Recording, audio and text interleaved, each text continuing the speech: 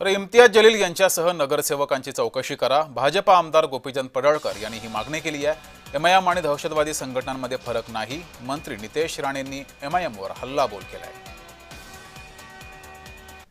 निदा खानला अटक केली, परंतु निदा खानचं समर्थन मागच्या काही दिवसामध्ये इम्तियाज जलीलनी केलं आणि काल संभाजीनगरमध्ये ती सापडणं, नगरसेवकाचा तिला पाठबळ असणं, तर या सगळ्या प्रकरणामध्ये इम्तियाज जलील यांचा मुख्य रोल असणार आहे। पोलीस आणि इम्तियाज जलील आणि त्यांचे जे नगरसेवक एमआयएमचे आहेत त्यांची चौकशी करून त्यांना या गुन्ह्यामध्ये आरोपी करावं अशी आमची मागणी आहे।